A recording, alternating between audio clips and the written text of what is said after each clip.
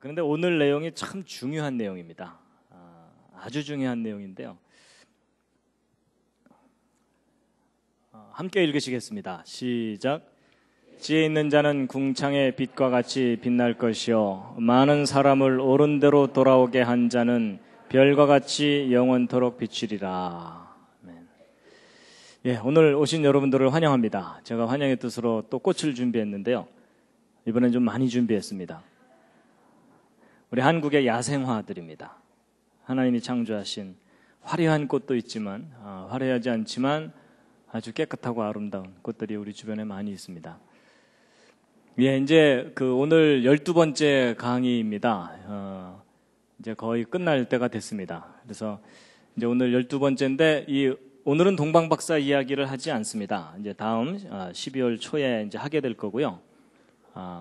오늘은 이제 어떤 내용인가 하면 과학과 예언에 대해서 이제 말씀드리려고 합니다.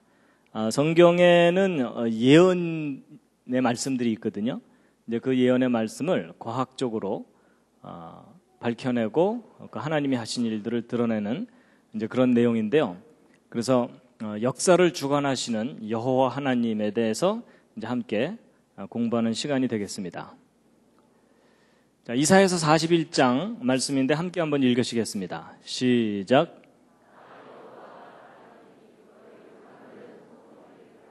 야곱의 왕이 말하노니 너희는 확실한 증거를 보이라. 여러분, 전 세계에는 다양한 종교가 있고요. 그 중에 이제 기독교가 한 3분의 1인데 사실 이것은 이제 캐톨릭하고 그 밖에 뭐 1.5단, 2단 다 합친 겁니다. 그래서 이제 정말 천국에서 함께 만나게 될 사람들은 전 세계 인구 중에 그리 많지 않습니다. 이제 오늘 아주 근본적이고 중요한 두 가지 질문에 대해서 함께 이제 생각해 볼 텐데요. 첫 번째 질문은 왜 여호와 하나님만이 유일한 신이신가 하는 겁니다. 이미 오늘 여기 오신 분들은 그렇게 믿고 계실 겁니다. 그렇죠? 그런데 이제 내가 그렇게 믿고 있지만 당신이 믿는 근거가 뭐냐 이렇게 물어보면 대답하기가 쉽지가 않습니다. 그렇죠? 예. 여러분, 기독교가 독선적인 종교라는 얘기를 많이 듣습니다. 그렇죠? 여러분, 캐톨릭도 어느 정도 막 포용력이 있어가지고 기독교가 아닌 다른 종교들 또는 토착 종교들을 포용하면서 이제 많이 교세를 확장하고 있고요. 뭐 불교도 뭐 다른 종교와 대화를 하자 이러면서 문을 열고 있거든요. 근데 유독 개신교, 이 기독교만은 우리만이 진리다, 예수만이 진리다 이러면서 고집을 피우고 있습니다. 그래서 이 개신교는 독선적인 종교다 이런 비판을 많이 받게 되거든요. 그렇죠? 근데 그런 비판을 받게 되면 별로 기분은 안 좋으시죠? 그러면서도 그냥 우린 끝까지 우겨야 돼 이러면서 버티고 있는 거잖아요. 왜 여호와 하나님만이 유일한 신이신가 하는 질문은요, 별로 교회에 다니는 분들이 많이 안 합니다. 잘 해결도 안 될 뿐만 아니라 괜히 저런 질문을 자꾸 했다가 믿음을 잃어버릴까 봐. 그렇죠? 제가 무슨 생각을 했었냐면요.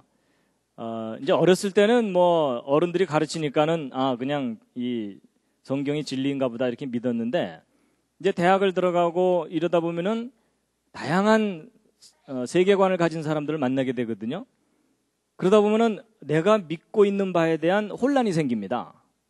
내가 과연 믿는 게 정말 옳은 건가 하는 그런 혼란이 생기는데 그래서 제가 무슨 생각을 해봤냐면 내가 교회가 많은 나라에서 그것도 목사들로 태어나는 바람에 성경이 진리라고 믿고 있고 예수 그리스도를 그리고 또 여호와 하나님을 나의 유일한 구주요 또 신이라고 믿고 있는 게 아닌가 이런 생각이 드는 겁니다.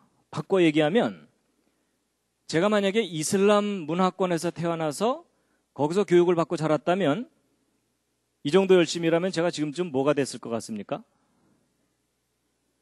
자살폭탄 테러단 팀장 정도는 했을 겁니다. 그렇죠? 제가 만약에 불교 국가에서 태어나서 거기서 교육을 잘 받았다면 제가 불교 대학 교수 뭐 이런 거 했을지도 모르잖아요. 근데 내가 교회가 많은 나라에서 태어나는 바람에 이제 성경이 진리인 줄 알고 믿고 있는 게 아닌가. 무슨 얘기냐면 종교라는 것은 환경에 의해서 결정되는 거지 무슨 절대적인 종교가 어디 있겠는가 이런 생각을 해볼 수 있다는 겁니다. 혹시 그런 생각 해보신 분 계십니까? 예, 그런 분들이 있으시거든요. 바로 이제 그런 거예요. 여러분들도 사실 여기 계시지만 객관적으로 냉정하게 생각해보면 여러분이 만약에 이슬람권에서 태어났다면 거기서도 예수를 믿을 가능성은 거의 없습니다. 맞죠? 그러면 환경에 의해서 종교가 결정되는 거라면 절대적인 종교가 어디 있겠느냐 이런 겁니다. 그런 의심 별로 안 해보셨죠? 괜히 제가 오늘 의심하게 해드리고 있나요? 그 다음에 그러면 이제 어쨌든 뭐 유일한 신이 한 분 있다고 치자고요. 근데 이제 문제는 왜 그 나사렛 예수 2000년 전에 그 나사렛 지방의 목수의 아들로 태어난 그 예수가 유일한 메시아 구원자인가 하는 거예요. 여러분 세상에는 자기가 메시아라고 주장하는 사람들이 꽤 많잖아요. 그렇죠? 문선명 씨도 그렇고 뭐 다 그렇잖아요. 내가 메시아다 이러면 그 옆에 있는 사람이 난 널 보낸 적이 없다 뭐 이러면서. 근데 역사상 그 수많은 인물 중에 왜 예수 그리스도가 유일한 메시아냐 하는 겁니다. 거기에 대해서 혹시 정답을 알고 계십니까? 이제 바로 오늘 그것에 대한 정답을 함께 이제 찾아보려고 하는데요. 여호와 하나님이 유일한 신이라는 객관적인 증거가 뭐냐라는 질문을 받았을 때 그때 대답할 수 있는 답이 있습니다. 바로 이제 오늘 읽은 이사야서 41장 말씀인데요. 다시 한번 읽어보시겠습니다. 시작. 너희 우상들은 소송을 일으키라. 야곱의 왕이 말하노니 너희는 확실한 증거를 보이라. 나 여호와가 말한다. 여러분 여호와라는 그 이름은 하나님의 고유한 이름입니다. 그렇죠? 그래서 야훼 하나님 또는 여호와 하나님 이렇게 하죠. 하나님의 고유한 이름에 대한 원래 발음은 사람들이 잃어버렸어요. 하도 오랫동안 발음을 안 했기 때문에. 근데 지금은 이제 우리가 여호와라고 이렇게 일단 그렇게 부르고 있을 뿐입니다. 그런데 그 여호와 하나님의 그 여호와라는 말의 가장 근본적인 뜻이 무엇이라고 보고 있냐면 모든 존재의 근원이다. 바꿔 얘기하면 창조자입니다. 그러니까 나 여호와가 말하노라 이것을 다른 말로 바꾸면 나 창조자가 말한다 이겁니다. 그리고 너희 우상들은 소송을 일으키라 이렇게 돼 있는데 여러분 그 소송은 다른 말로 하면 재판입니다. 그렇죠? 우상들아 다 나와라 나와 재판을 해보자. 그 다음에 야곱의 왕이 말하노니 이렇게 돼 있는데 왜 하나님께서 하나님 자신을 야곱의 왕이라고 표현을 하시냐면 야곱은 이스라엘 사람들의 뿌리가 되는 조상입니다. 그렇죠? 직접적인 조상이거든요. 그래서 야곱의 왕이라는 말은 무슨 말이냐면 이스라엘이라는 민족을 통해서 그 존재를 증거하시고 드러내는 하나님이시다 그런 뜻입니다. 그래서 그 하나님이 말한다 너희는 확실한 증거를 보이라 이렇게 되어 있는데 여러분 하나님께서 우상들에게 재판을 해보자고 말하는 겁니다. 근데 여러분 재판에서 이기려면 뭐가 필요합니까? 증거요. 그렇죠? 여러분 재판정에서 울면 되나요? 아닙니다. 심하게 울면 법정 소란죄가 추가됩니다. 그래서 여러분 재판에서 이기려면 결정적인 증거가 필요합니다. 그렇죠?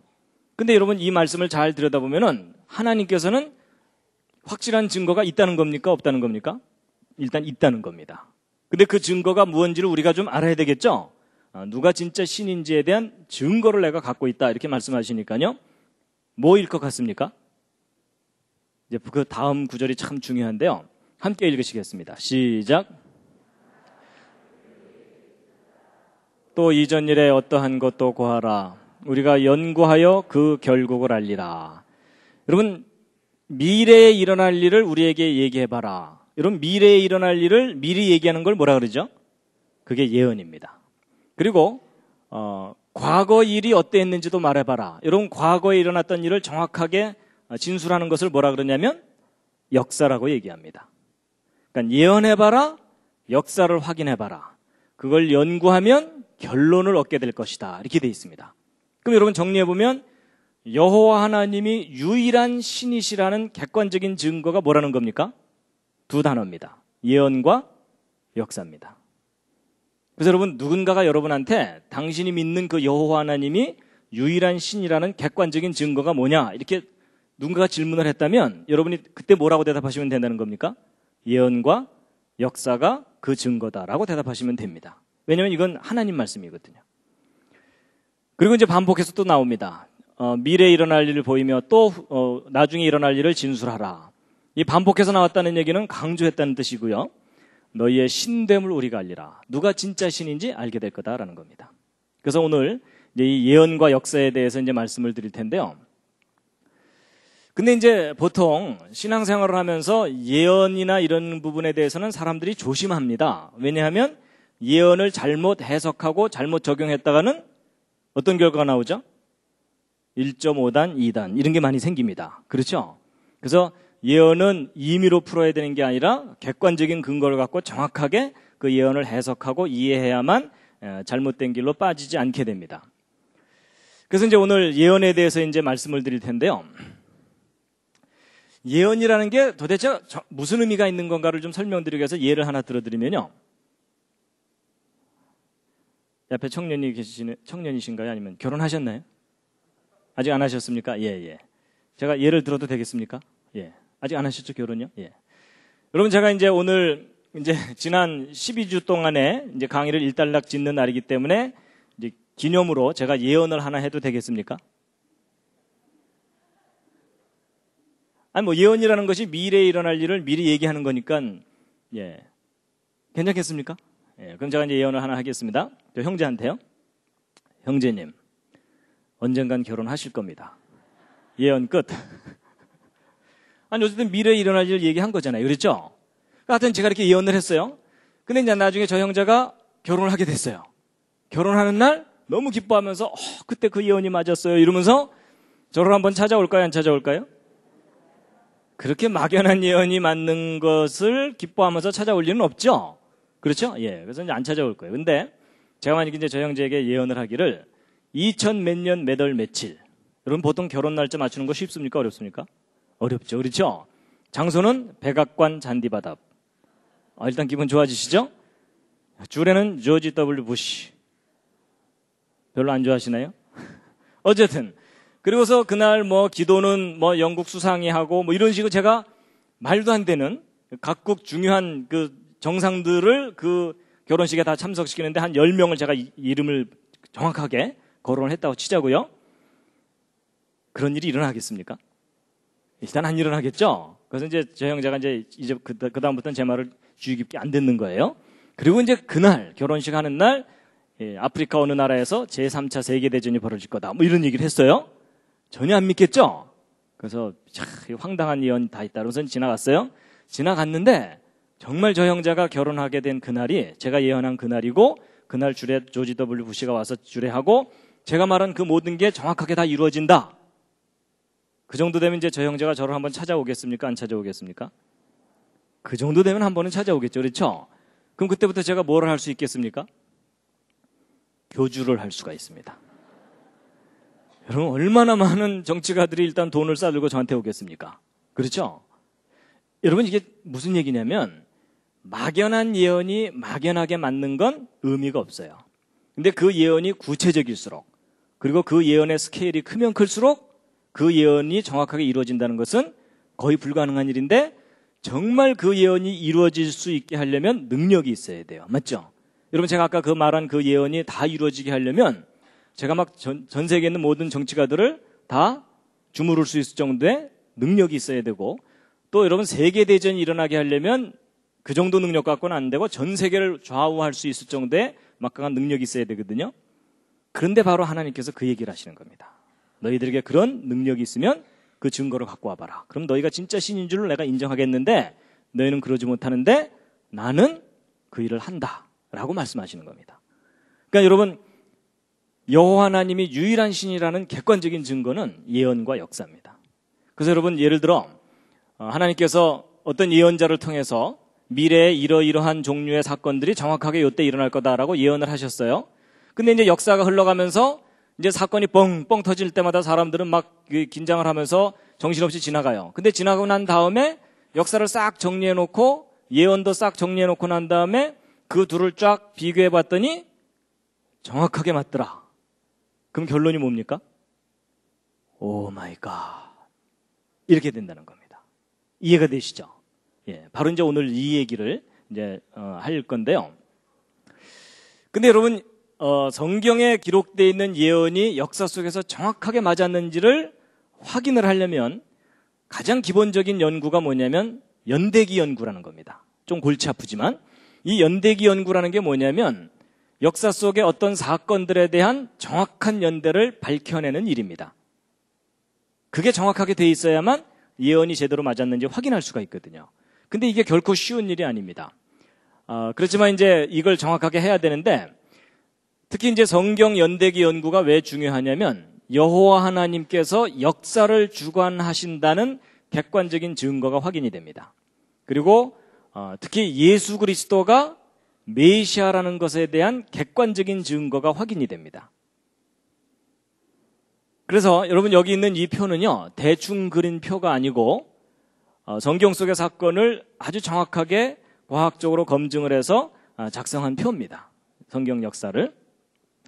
그리고 이제 특히 그 사울, 다윗, 솔로몬 이후에 그 분열왕국 시대의 연대도 이렇게 다 정리를 한 건데요. 여러분 보통 그 성경 읽다가 그 열왕기서나 이런 거 읽다가 남유다왕 몇 년에 북이스라엘왕 몇 년 뭐 이런 식으로 막 나오면은 거의 성경 덮어버리고 싶으시죠, 그렇죠? 그래서 여러분 이런 표 옆에다가 딱 놓고서 성경을 읽으면 성경이 훨씬 머릿속에 잘 그려집니다. 나중에 기회가 되면 잘 만들어진 거 보내드리겠습니다. 그래서 여러분 이 연대기 연구가 제대로 반듯하게 돼 있지 않으면 역사도 예언도 그냥 제멋대로 자기 엿장수 마음대로 해석을 하게 돼 있는데 연대기 연구가 반듯하게 제대로 돼 있으면 역사와 예언을 정확하게 해석하고 이해할 수가 있게 됩니다. 그만큼 이제 연대기 연구가 중요한데 그런데 여러분 연대기 연구가 제대로 안 돼 있으면요 그 예언이 막 이렇게 부정확하게 맞으면은 사람들이 신뢰하지를 않게 됩니다. 그래서 이제 이 예언과 역사가 정확하게 이렇게 맞아야만 우리가 객관적으로 신뢰할 수 있는데 근데 이런 연대기 연구를 정확하게 하기 위해서 뭐가 필요하냐면 과학적인 연구가 필요합니다. 특히 천문학과 역법과 컴퓨터가 필요한데 여러분 시편 19편 1절에 함께 읽으시겠습니다. 시작. 하늘이 하나님의 영광을 선포하고 궁창이 그 손으로 하신 일을 나타내는도다. 여러분 하늘이 하나님이 하신 일을 나타낸다고 돼 있죠? 그럼 우리는 보통 이제 하늘에 있는 별들이 하나님께서 창조하신 걸 나타내는 건가 보다 이렇게 보통 그렇게 생각하잖아요. 근데 아닙니다. 이제 오늘 이야기를 들어보시면 알지만 여러분 하나님께서 해와 달과 별들을 만드신 이유가 뭐냐면 하나님께서 역사를 섭리하신다는 증거로 삼기 위해서 만드신 겁니다. 그래서 여러분 창세기 1장 14절을 보면 하나님께서 넷째 날 창조 넷째 날 해와 달과 별들을 만드시면서 그 만드신 첫 번째 목적으로 징조 이렇게 말씀하셨거든요. 그래서 하나님께서 역사 속에서 어떤 특별한 사건을 일으키실 때 하늘에 징조를 두셔가지고 사람들로 하여금 미리 알게 하거나 하나님이 하신 일이라는 것을 알게 하셨습니다. 그게 이제 해와 달과 별들을 만드신 첫 번째 목적입니다. 그래서요 예레미야서 31장을 보면은 조금 이해하기 좀 어렵지만 중요한 말씀이 나오는데요. 함께 한번 읽으시겠습니다. 시작. 나 여호와는 해를 낮의 빛으로 주었고 달과 별들을 밤의 빛으로 규정하였고 바다를 격동시켜 그 파도로 소리치게 하나니 내 이름은 만군의 여호와니라 내가 말하노라. 이 규정이 내 앞에서 패할진대 이스라엘 자손도 내 앞에서 패함을 입어 영영이 나라가 되지 못하리라. 자, 여러분 이 말씀이 무슨 뜻이냐면요. 여러분 이스라엘 자손을 내 앞에서 패한다 이렇게 되어 있는데 여러분 아까 언뜻 말씀드린 대로 이스라엘이라는 민족은 왜 하나님께서 이스라엘 민족을 택하셨냐면 이스라엘 민족을 통해서 하나님이 존재하신다는 것을 증거로 삼기 위해서 택하셨거든요. 그럼 이스라엘을 없앤다는 얘기는 하나님이 존재하신다는 증거를 없앤다는 뜻입니다. 근데 그게 마치 뭐하고 똑같으냐면 이 해와 달과 별들의 규정을 폐하는 것과 똑같다는 겁니다. 그러니까 거꾸로 이 해와 달과 별들의 규정을 폐하는 것은 이스라엘을 폐하는 것과 똑같다 그랬으니까 결국 하나님이 존재하신다는 증거라는 뜻입니다. 그러면 이제 이 해와 달과 별들이 하나님이 존재하신다는 증거와 무슨 관계가 있는 것인가 하는 건데 여러분 그 역사학자들이 나름대로 과거의 기록에 근거해서 역사를 정확하게 정리하려고 애를 써도 역사가 정확하게 정리되지 않는 경우들이 있습니다. 예를 들면 여러분 이스라엘 왕조 중에 이 녹색으로 된 연두색으로 된 이것이 남유다 왕조거든요. 근데 그 남유다 왕조에서 아마샤 왕과 우시야 왕이 공동으로 통치했던 기간이 있습니다. 근데 저게 역사 기록에는 안 나와 있고 단지 아마샤 왕이 통치했던 기간, 우시야 왕이 통치했던 기간만 역사 기록에 남아있는 경우가 있거든요. 그러면 역사학자들은 단 기록에만 의존하기 때문에 이 두 연대를 더해버립니다. 더하면 요만큼의 오차가 생기죠. 그렇죠? 근데 이제 기록이 정확하다고 믿기 때문에 저런 오차가 있는 줄을 모르고 그 이후 역사를 쭉 정리하게 되면은 그 이후 역사가 다 뒤틀리게 되죠. 근데 역사 속에 이런 일들이 간혹 있어요. 그러면 이 역사가 잘못 정리되어 있는 줄도 모르고 역사를 정리하다 보면은 성경이 틀려 보이는 경우가 있습니다. 그래서 이런 식으로 이제 역사를 잘못 정리해 놓고 나면 예를 들어 이런 게 있어요. 여러분 그 에스더서 알죠? 에스더가 그 아하수에로 왕 앞에 목숨을 걸고 나가서 자기 민족을 살려달라고 애원을 하러 이제 나가잖아요. 근데 역사가 저렇게 잘못 정리되어 있는 줄도 모르고 그냥 기존의 역사 기록을 그대로 믿고서 연구하던 학자들이 이상한 걸 발견했어요. 저렇게 잘못 정리된 역사를 이렇게 들여다봤더니 에스더가 아하수아랑 앞에 나갔을 때의 나이가 환갑이 넘어요.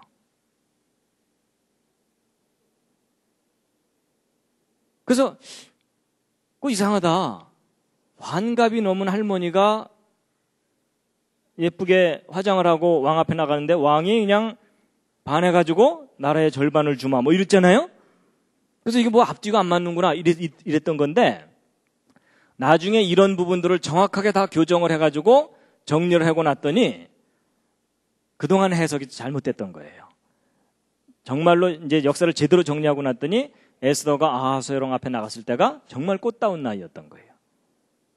그래서 이제 역사를 이제 정확하게 이제 교정해야 하기 위해서 바로 이제 이 과학적인 방법이 필요한 건데 첫 번째 천문학입니다.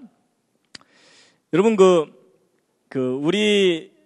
우리나라 역사도 이 고구려 백제 신라 시대에 대한 역사가 삼국사기나 삼국유사에 기록되어 있는데 이 기록들을 읽어보면 그 기록들 속에 일식현상, 행성이 이상하게 움직이는 현상 이런 것들이 저렇게 많이 기록이 발견됩니다. 근데 저 기록들을 검증을 할 수가 있어요. 제가 지난번에 언뜻 보여드렸던 이제 프로그램을 잠깐 보여드릴 텐데요. 예전엔 저런 역사 기록이 있으면 그냥 그런 일이 있었는가 보다 이렇게 생각했는데 지금은 저런 것들이 이제 검증이 가능한 것이 이 컴퓨터 프로그램이 개발이 돼 가지고 여러분 이게 지금 한국에서 지금 이제 해가 졌죠? 이게 어두운 이제 밤입니다, 여기가. 한국에서 하늘을 바라봤을 때 하늘의 별들의 모습을 실시간으로 볼 수 있는 이제 컴퓨터 프로그램입니다. 그래서 지금 현재 하늘의 별자리들이 이렇게 이제 존재하고 있거든요. 근데 이것을 이제 실시간으로 이렇게 움직여 볼 수가 있습니다.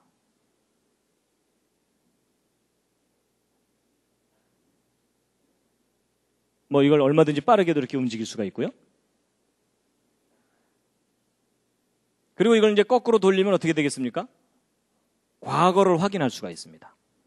근데 이 프로그램이 얼마나 정교하냐면 3000년 전의 일식현상까지도 찾아냅니다. 그래가지고 그 실제 예를 보여드리면요.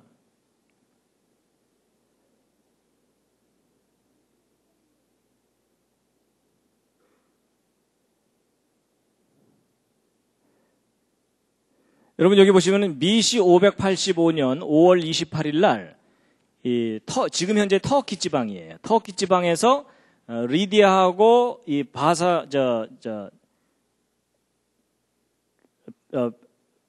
메덴가 하여튼 그 두 나라가 전쟁을 하다가 오랫동안 전쟁을 하다가 어느 날 갑자기 전쟁을 멈췄어요. 멈춘 이유가 뭐냐면 전쟁하던 어느 날 저녁 무렵에 갑자기 태양이 빛을 잃고 일식이 일어나 버린 거예요. 그래갖고 이 사람들이 그냥 공포에 질려가지고 거기서부터 전쟁을 딱 멈춘 사건이 역사 속에 기록이 돼 있거든요. 근데 그 사건을 이 컴퓨터를 이용해서 찾아낸 겁니다. 그래서 이제 그걸 보여드릴 텐데요. 이게 바로 이제 그날입니다. 여기 보시면은 BC 585년 5월 28일 그날 여기 지금 이 노란색이 태양이고요. 여기 파란색이 달입니다. 이제 그날 저녁 무렵에 이 태양과 달이 같이 나란히 만난 거예요.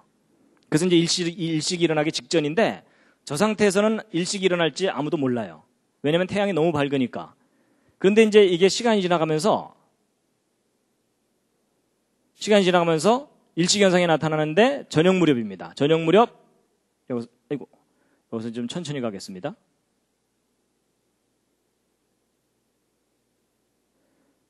저녁 무렵에 보셨죠? 저게 BC 585년 5월 28일 날 있었던 그 역사의 기록에 있었던 그 일식 현상을 컴퓨터로 이용해서 검증한 겁니다.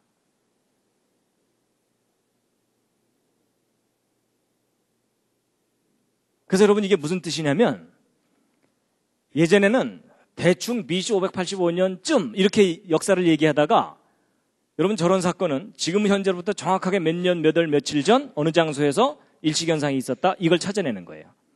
그러면 저게 뭐냐면 역사에 대한 절대연대가 되는 겁니다. 절대연대. 그래서 저건 움직이질 않아요. 그래서 역사 속에 어떤 절대연대가 되는 사건을 몇 개만 찾아내면 역사 전체가 일그러지지 않고 정리가 되게 돼 있어요.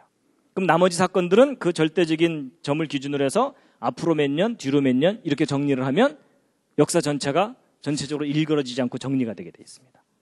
근데 이게 컴퓨터가 개발되기 전까지는 불가능한 일이었어요. 왜냐하면 저거 하나 계산하려면 어떤 한 사람이 평생 계산해도 안 돼요. 숨 넘어가면서 아들한테 얘야 너도 뭐 이래야 돼요. 근데 오늘날은 개인용 컴퓨터로도 저게 다 검증이 됩니다. 원리를 이해하시겠죠? 그래가지고 바로 이런 방법을 이용해서 성경 속에 나타난 어떤 사건들에 대해서 절대적인 연대들을 찾아내기 시작했어요. 그러고 나서 성경 역사를 다시 정리해봤더니 그동안 삐뚤빼뚤하게 잘못 정리했던 역사들이 많이 오류가 다 이제 회복이 된 겁니다.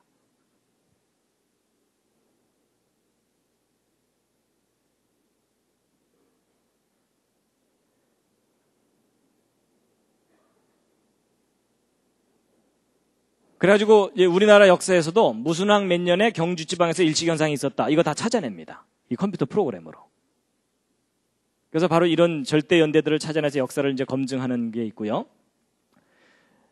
이건 이제 설명인데 오늘 이거 설명 일일이 했다가는 시간이 많이 가니까 좀 넘어가겠습니다.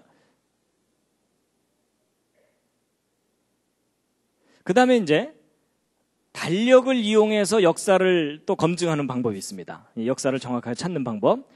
뭐냐면, 여러분 이 지구가 태양을 한 바퀴 돌 때를 1년이죠? 1년이 며칠이죠? 예, 365일이죠? 근데 좀 더 정확하게 얘기하면 365일 동안 이 지구가 돌면요. 한 바퀴를 채 못 돌아요.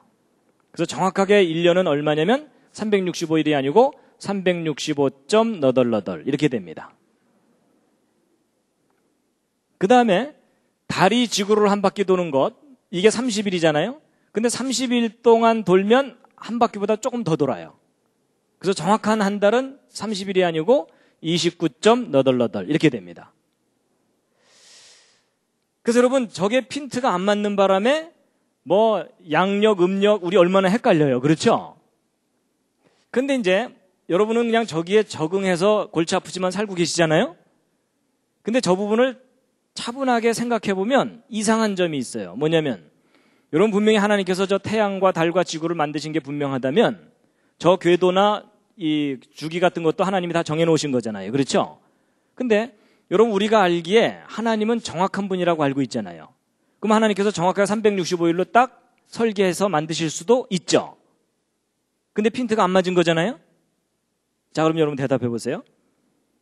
안 맞추신 걸까요? 못 맞추신 걸까요? 분위기상 안 맞추신 거라고 대답을 해야 될 것 같은 느낌이 드시죠? 혹시 못 맞추셨을까요? 잘 안 맞네 뭐 이러시면서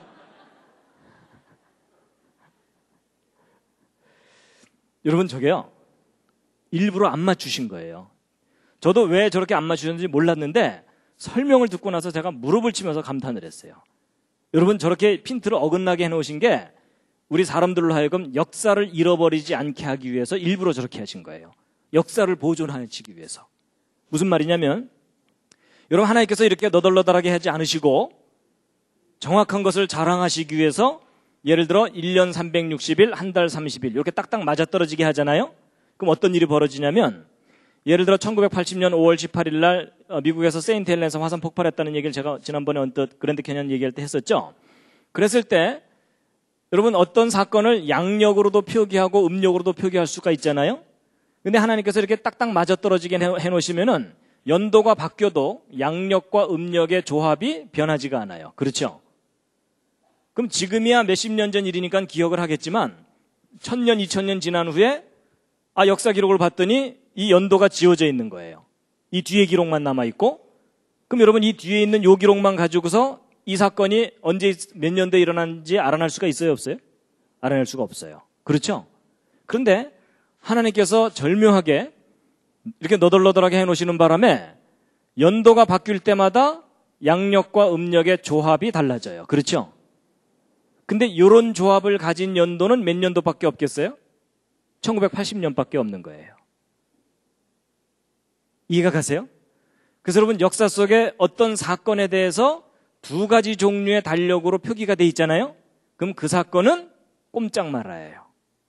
이 컴퓨터 변환, 이 달력 변환 프로그램을 이용해서 그게 정확하게 지금부터 몇 년, 몇 월, 며칠 전에 있었던 사건인지를 다 확인해낼 수가 있어요. 뭐 이해가 안 되셔도 할 수 없습니다. 진도 나가야 됩니다. 그래서 여러분, 바로 하나님께서 정확하게 우리가 역사를 잃어버리지 않게 하기 위해서 일부러 저렇게 해놓으신 거예요. 그래가지고 예를 들면 여러분, 그 바벨론의 느부갓네살 왕이 그 남유다를 멸망시키고 그 예루살렘을 파괴시키고서 포로로 잡아간 사건이 있거든요. 근데 이게 이제 보통 그 성경 이제 해설해 놓은 책에는 이것이 BC 586년, 7년 이렇게 표기가 돼 있거든요. 그렇게 이제 해설이 돼 있어요. 근데 조금 전에 말씀드린 그런 과학적인 방법으로 이때를 정확하게 추적해 보았더니 BC 588년인 거예요. 그래가지고 그 예루살렘이 함락되던 날에 대한 역사 기록 중에 몇 가지 기록이 있는데 그게 뭐냐면은 그날이 안식일이었다는 거예요. 안식일 날 망했다는 거예요. 그리고 안식년 다음 해에 망했다는 거예요. 그리고 여호야립 반열 제사장이 직무를 수행할 때 망했다 이렇게 돼 있는데, 여러분 그 다윗 왕이 죽기 직전에 솔로몬에게 정권을 넘겨주기 직전에 제사장 제도를 정비를 합니다. 그래서 24팀을 만들어요. 그래서 한 팀이 한 주씩 봉사하도록 만들거든요. 그래서 그게 그때부터 계속 진행돼 왔는데 예루살렘이 망하는 그날 여호야립 반열 제사장이 직무를 수행하던 날이었어요. 그 다음에 여호수아가 가나안 땅에 들어간 지 17번째 희년이 되는 날 망했다. 이런 역사 기록이 있거든요. 그럼 이 조건에 맞는 때를 찾아내면 되는 거예요. 그래가지고 이제 이게 그 달력 변환 프로그램인데 요걸 이제 확대한 것이 이제 요 밑에 거니까 요걸 보시면요. 여러분 지금 현재 여러분과 제가 쓰고 있는 달력은 그레고리안 달력이라 그래서 이제 그 양력 달력입니다. 근데 이제 이 달력이 있기 전에는 율리우스력이라 그래서 여러분 그 줄리어스 시저 아시죠? 줄리어스 시저가 이집트에 가서 봤더니 달력이 너무 좋거든요. 우리 이거 좀 갖다 쓰자 해가지고 자기가 가지고 가서 만든 달력이 줄리우스 달력입니다. 율리우스력. 근데 이걸 오랫동안 쓰다 보니까 또 핀트가 안 맞아가지고 그걸 개정한 달력이 그레고리안 달력이에요. 그리고 이제 이집트 달력이 또 두 가지 종류가 있고 올림픽 달력, 신년 달력, 안식년 달력, 제사장 달력 이렇게 있거든요. 그래갖고 이제 이건 달력 변환 프로그램인데 아까 말씀드렸던 요 네 가지 조건을 만족시키는 때를 정확하게 찾아봤더니 BC 588년 7월 31일이에요. 무더운 여름. 그래서 그날이 안식일이고요. 안식일이 원래 토요일인 거 아시죠? 그리고 안식년 다음 해고 마띠아 반열에서 여호야립 반열로 제사장 직무가 넘어가던 그날 망한 거예요. 그리고 이제 그날이 그 유대 기록에는 아부월 7일이었다 이렇게 돼 있어요. 그래서 아부월 7일이면서 이런 조건들을 만족시키는 때는 BC 588년밖에 없어요. 7월 31일. 그래서 다른 연도를 보면은 BC 586년이나 587년을 보면은 요일이 다 안 맞아요. 그래서 이런 식으로 성경 역사를 정확하게 찾아내는 겁니다. 과학적인 방법으로. 그래갖고 이제 바로 이런 표들 이제 다 정리해서 만든 건데요. 좀 이따 시험 보겠습니다. 오늘 내용이 이해하기가 조금 어려우신 분들은요, 나중에 이제 그 복습을 하시기 바랍니다. 인터넷에 그 동영상을 다시 보시면서요. 근데 오늘 내용이 정말 중요합니다. 여러분, 우리가 보통 하나님께서 역사를 섭리하신다 이렇게 고백은 하지만 그 구체적인 지식은 우리가 별로 없잖아요. 그렇죠? 근데 오늘 그 구체적인 지식을 이제 전해드리는 건데요. 자, 이제 요나서와 예수 그리스도라는 제목의 그 증거를 하나 이제 소개해드리겠습니다. 여러분, 요나 선지자 아시죠? 예, 요나 선지자는 BC 763년에 이스라엘의 선지자였는데 그 당시 아시리아의 큰 성읍인 니느웨에 가서 회개를 외쳤던 선지자입니다. 그렇죠? 예. 자, 여러분, 이 요나서가 아주 중요한 이유가 있습니다. 마태복음을 보면 예수님께서 요나에 대해서 거듭해서 말씀을 하시는 내용이 나오는데요. 자, 일단 마태복음 12장에 있는 말씀 38절부터 40절까지 말씀 뭐라고 기록됐는지 한번 읽으시겠습니다. 시작. 그때 서기관과 바리새인 중 몇 사람이 말하되 선생님이여 우리에게 표적 보여주시기를 원하나이다. 예수께서 대답하여 가라사대 악하고 음란한 세대가 표적을 구하나 선지자 요나의 표적밖에는 보일 표적이 없느니라. 요나가 밤낮 사흘을 큰 물고기 뱃속에 있었던 것 같이 인자도 밤낮 사흘을 땅속에 있으리라. 여러분, 이 서기관과 바리새인들이면 그때 당시 유대 지도자들입니다. 그 지도자들이 예수님께 와가지고서 표적을 보여달라고 얘기를 하는데, 여러분, 이 표적은 기적이 아닙니다.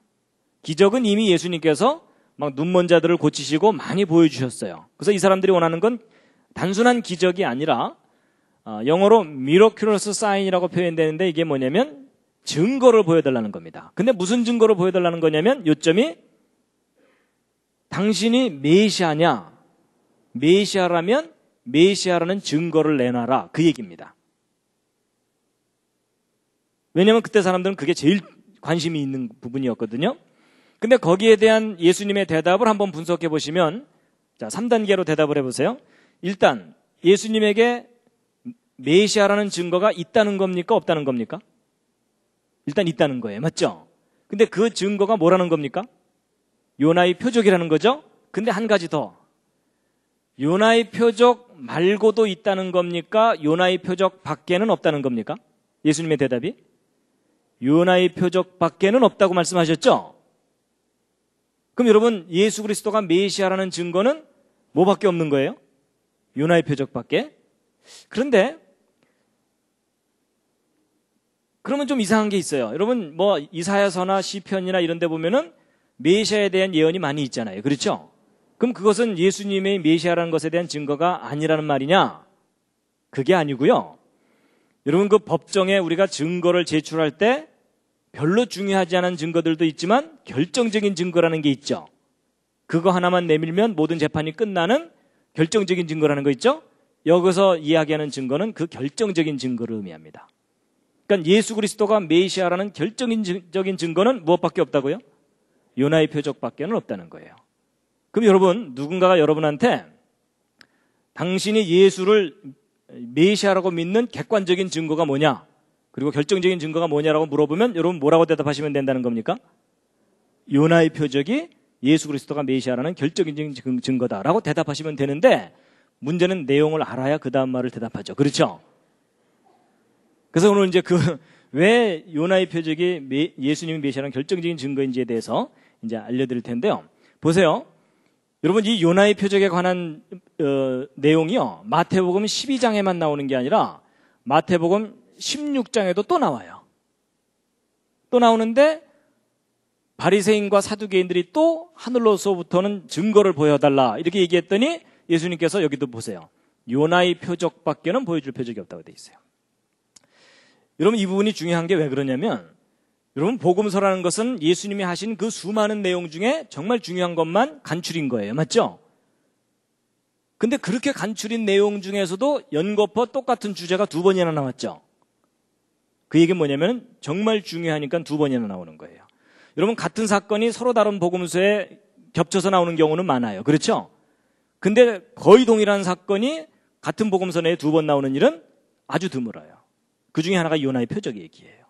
더군다나 제가 지난번에 언뜻 말씀드린 것처럼 마태복음은 누구를 위한 복음서냐면 유대인들을 위한 거예요. 근데 유대인들의 최대의 관심사는 뭐예요? 메시아예요. 그렇죠? 그래서 요나의 표적 얘기가 여기에 연거푸 2번이나 나오면서 내가 메시아라는 결정적인 증거는 요나의 표적이다라는 거예요. 그러니까 여러분 아무래도 요나의 표적에 대해서 우리가 좀 알아야 되겠죠? 그러려면 뭘 연구해야 됩니까? 요나서를. 그래서 이제 요나서를 연구해야 되는데 여러분 요나서가 꽤 길죠? 예, 여기서도 말없이 고개를 끄덕끄덕 하시는 분들은 약간 문제가 있습니다. 여러분 요나서 너무 짧습니다. 잠깐 앉아서 보면 읽을 수 있을 정도로 아주 짧아요. 예. 근데 내용이 참 재미있어요. 그래서 이제 오늘 요나서를 좀 요약해서 좀 그 줄거리를 말씀드릴 텐데요. 자, 일단 1절, 2절 함께 읽으시겠습니다. 시작. 여호와의 말씀이 아미떼의 아들 요나에게 임하니라. 이르시되 너는 일어나 저 큰 성읍 니느웨로 가서 그것을 쳐서 외치라. 그 악독이 내 앞에 상달하였음이니라 하시니라. 여러분 요나에게 니느웨로 가서 회개를 외쳐라 하고 일로 이제 가라고 보내요. 근데 여러분 요나가 가나요 안 가나요? 안 가고 딴 데로 도망가죠? 그래서 이제 요나가 이제 도망을 가는데 여기 보시면은 다시스로 도망가려고 욥바라는 곳으로 내려가서 배를 탄다 이렇게 나와 있어요. 그래서 여러분 그 요나는 이 북이스라엘의 선지자였기 때문에 사마리아 뭐 근처에서 활동을 했을 텐데 어쨌든 이제 도망가려고 바닷가 쪽으로 욥바라는 곳으로 갑니다. 그래서 이제 욥바라는 곳으로 가게 되는데 다시스로 도망간다 그랬죠. 여러분 저는요 다시스가 어디인지 몰랐었거든요. 그래갖고 아마 이제 하나님께서 니느웨를 가라 그랬더니 다시스가 여기쯤 되는 줄 알았어요. 근데 제가 다시스가 어딘지를 알고 나서 이 요나서는 거의 코미디구나 이걸 제가 알게 됐어요. 그럼 다시스가 어딘지 아세요? 그 다시스가 오늘날의 스페인이에요. 이건 코미디예요. 예를 들어 여기 분당에 계신 분들한테 여기 수서 쪽에 좀 심부름을 보냈더니 어디까지 도망간 거예요? 저 부산까지 도망간 거예요. 그렇죠?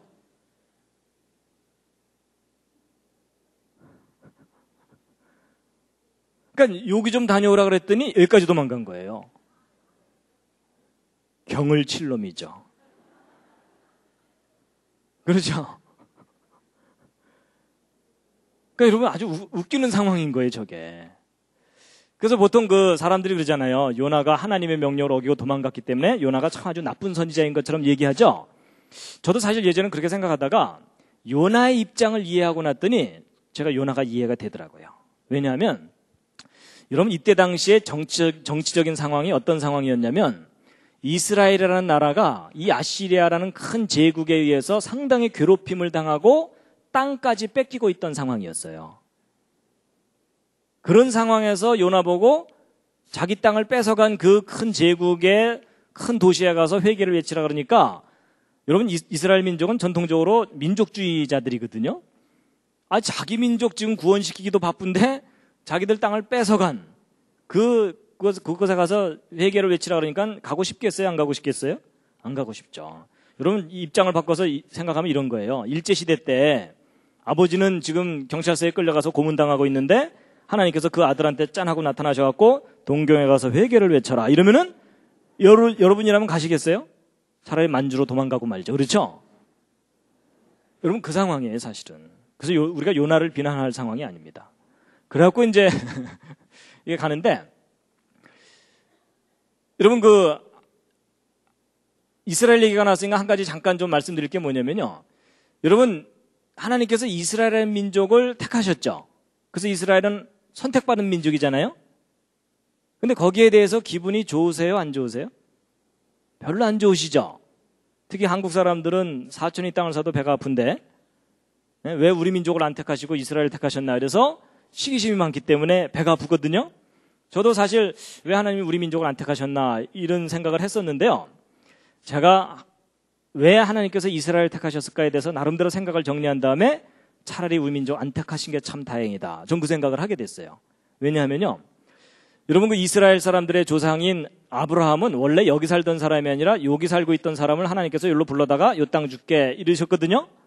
근데 막상 아브라함은 받지도 못했어요. 나중에 그 후손들이 이집트에서 이제 막 고생하다가 뒤늦게 이제 이 이집트를 탈출해서 요 땅을 이제 갖게 되잖아요. 근데 하나님께서 굳이 요 땅을 주신다고 하신 이유가 뭘까? 그러다가 제가 오늘 이제 뭘 나름대로 깨달았냐면요. 여기가 유럽과 아프리카와 아시아의 중간지대예요. 길목이에요, 길목. 무슨 얘기냐면 여러분과 저는 그렇게 야망이 안 크잖아요. 뭐 전 세계를 지배해보겠다 이런 생각하신 분 계세요? 여러분과 저는 그냥 소박하게 그냥 내가 편안하게 먹고만 잘 살면 되겠다 이렇게 생각하지만 옛날 그 큰 제국을 거느렸던 왕들은요. 어느 정도 막 영토가 넓어지잖아요. 욕심이 더 커져갖고 세상을 지배하고 싶어요. 그럼 여러분 유럽의 어느 왕이 세상을 지배하려면 적어도 이 세 대륙을 함께 지배해야 세상을 지배하는 거잖아요. 그러면 이 유럽의 왕이 아시아나 아프리카를 집어먹으려고 군대를 이동시키려면은 반드시 여기를 지나가야 돼요. 맞죠? 그리고 이 아프리카에 있는 어느 왕 파라오도 유럽이나 아시아를 집어먹으려면 군대를 이끌고 여기로 나와야 돼요. 맞죠? 그리고 여러분 아시아에 있는 어느 왕이 유럽과 아프리카를 동시에 집어먹으려면 여기로 또 지나가야 되죠? 항상 지나가야 되는 길목이 어디예요? 여기예요. 제가 그걸 이해하고 났더니 왜 하나님께서 이스라엘을 택하셨나? 사실 이스라엘이라는 민족도 택하셨지만 가나안 땅이라는 곳을 택하신 거예요. 여러분 세계를 지배하려는 왕이 엄청난 군대를 이끌고 지나가야 되는 길목이 바로 이스라엘 땅이에요. 그럼 생각해 보세요. 여러분 캠퍼스 잔디밭이 이렇게 있는데 학생들이 시간 급하다고 막 가로질러 가는 곳 있잖아요. 그렇죠? 거기 잔디 살아남아요? 못 살아남아요? 뿌리채 뽑혀서 너덜너덜해져요. 그렇죠? 그럼 그 잔디밭 지키려면 어떻게 해야 돼요? 꼬마 세워두면 되나요? 아치 지나가지 마세요. 이러면 되나요? 아니에요. 힘센 사람이 뜩 버티고서 야 돌아가 이래야 되잖아요. 그렇죠? 하나님이 바로 그거예요. 하나님께서 자기 백성을 요 정말 위험한 지역에다 두신 거예요. 그래서 그 이스라엘 민족에게 뭐라 그러신 거냐면 야 니네들이 내 말 잘 들으면 그 주변의 국가가 아무리 강해도 너희가 안전할 거다. 보장하마. 그런데 너희가 내 말 안 들으면 고생 꽤나 할 거다. 요놈들아. 뭐 이러신 거예요. 뿌리채 뽑혀서 포로로 잡혀갔다 돌아오기도 하고 심지어 전 세계로 흩어지기까지 할 거다. 그런데 내가 요거 하나는 약속한다. 뭐냐? 마지막 때가 가까이 오면 이 민족이 전 세계로 흩어져 있을지라도 요 자리로 다시 돌아오게 할 거다.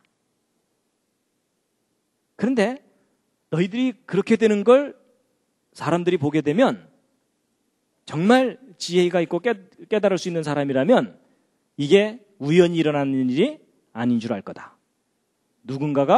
전능한 누군가가 너희를 지키는 줄 알게 될 거다. 이해가 되시나요? 제 생각에 동감 안 하셔도 됩니다. 그러고 났더니 왜 하나님께서 자기 백성을 여기다 두셨는지 이해가 되더라고요. 강하신 분이 지키시는 거예요.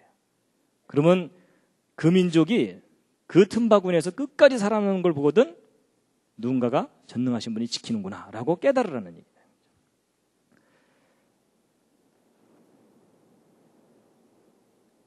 근데 바로 이제 아시리아도 마찬가지예요. 아시리아도 나중에 이집트를 점령을 하거든요. 근데 여러분 이집트를 점령하려면 군대를 이끌고 일로 지나가야 돼요. 어떤 분이 일로 지나가야 된다 그랬더니 일로 돌아가면 되잖아요. 이러는데 여러분 여기는 완전히 사막인 거 아시죠? 일로 지나갈 수밖에 없어요. 근데 여러분 요 길목에 있는 조그만 민족 하나가 딱 하면서 통행세네 이러면은 얼마나 얄미워요. 그렇죠? 그래서 여러분 아시리아의 경우도 이집트를 점령하기 위해서, 왜냐하면 이집트의 나일강을 따라서 엄청난 식량이 있거든요. 이 식량이 있으면 전 세계를 지배할 식량이 생기거든요. 그러니까 여기로 이제 가는데 여기 딱 길목에 버티고 있으니까 여기를 강하게 압제를 해야 되는 상황이에요. 그런 상황에서 이제 막 땅도 뺏어가고 막 그랬던 상황인데 이제 그 상황에서 이제 요나 보고 가라 그랬더니 도망간 거죠. 근데 요나가 성공하나요? 실패하나요? 실패합니다. 그리고 이제 여러분 이제 그 스토리는 대략 아시니까요. 요점만 말씀드리면 하나님께서 이제 배 타고 도망가는 요나를 이제 큰 풍랑을 일으키셔갖고 배를 파손시킬 정도까지 합니다. 근데 사공들은 두려워갖고서 이제 막 물건들 버리고서 막 살려달라고 난리를 치고 있는데 요나는 배 밑에 내려가서 쿨쿨 자고 있어요. 그래갖고 선장이 이제 화가 나서 이제 너 어떻게 된 거냐 뭐 이렇게 물어보거든요. 이제 그래가지고 그래도 해결이 안 되니까 이제 그 사람들이 야 우리 제비를 뽑자. 여러분 제비를 뽑는다는 말은 재판을 한다는 뜻입니다. 그 책임이 누구한테 있는지 확인하는 거거든요. 그랬더니 누구한테 당했어요? 요나가 걸렸죠? 이걸 뭐라고 표현해요? 딱 걸렸다고 표현해요. 그래서 요나가 딱 걸렸어요. 그래갖고 이제 잡아다가 너 어떻게 된 거냐 이렇게 물어봤더니 내가 지금 하나님을 경외하는 사람인데 하나님의 명령을 어기고 좀 도망가는 중이다. 이랬더니 이제 이 사람들이 정말 두려워하는 거예요. 두려워하는데 그래도 해결이 안 되잖아요. 그러니까 이제 요나가 드디어 해결책을 내놓습니다. 차라리 나를 들어서 바다에 던져 죽여라. 그럼 너희들이 구원을 받을 거다. 이랬더니 정말 바다에 던져버렸어요. 그래서 바다에 던졌더니 어떻게 됐어요? 풍랑이 곧 그쳐버렸죠? 근데 여러분 이 사건이 예수 그리스도에 대한 예언적인 사건입니다. 여러분 이때 바다에서 일어났던 이 사건이 예수님 때하고 상황이 너무나 비슷해요. 여러분 요나 때의 이방인 선장은 예수 그리스도 때의 총독 빌라도를 생각하게 하고 그 다음에 요나는 그때 당시 히브리인으로서 배에 탔잖아요. 근데 예수 그리스도께서도 히브리인의 혈통으로 태어나셨죠. 그렇죠? 그래서 히브리인의 혈통으로서 로마 제국이라는 배를 타고 있었어요. 그리고 제비뽑기를 했는데 이 제비뽑기는 재판이라 그랬죠. 그래서 예수님이 재판을 받으시는데 바다에 던져지게 된다는 것은 십자가에 처형을 당해서 죽임을 당한다는 뜻이에요. 그랬더니 결론이 어떻게 됐어요? 요나 때에는 폭풍이 그쳤지만 예수님 때에는 세상의 구원을 받게 돼요. 뭔가 닮았죠.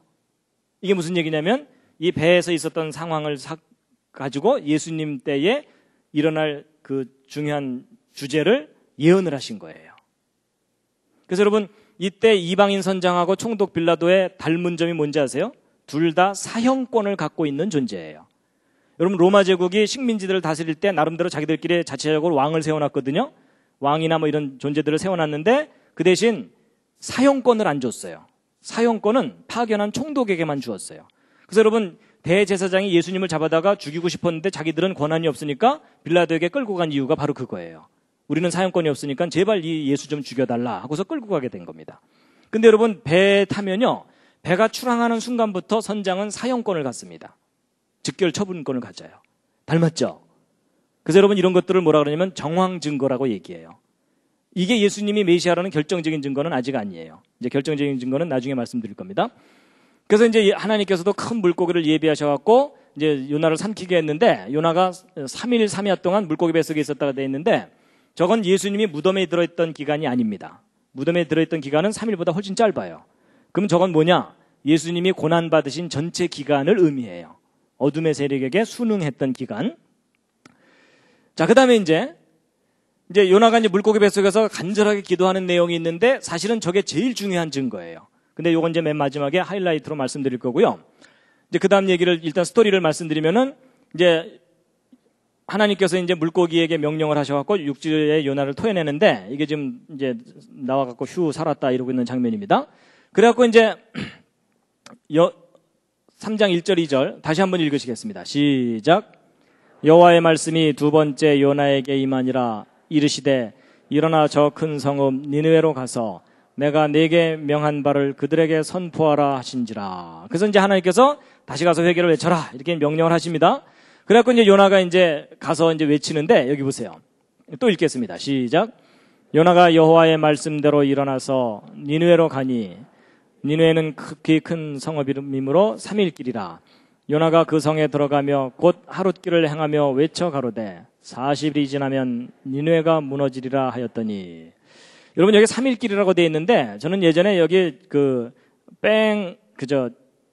가로지르는 게 3일 길인 줄 알았는데 한 바퀴 뺑 둘러보는데 3일 길이라는 뜻이라고 하더라고요. 근데 어쨌든 3일 동안 둘러봐야 되는데 요나가 며칠 동안 행했다고요? 하룻길을 행했다는 얘기는 둘러본 게 아니라 가로질러 간 거예요. 그렇죠? 여러분 그리고 나서 뭐라고 외쳤냐면 40일 지나면 망한다 이놈들아 이렇게 돼 있죠? 그러니까 여러분 요나가 그 뒤에도 계속 투덜거리는 걸로 보아서 정말 간절한 마음으로 외친 건 아닌 것 같아요. 그렇죠? 망한다 이놈들아 하면서 쌩 하고 지나간 거예요.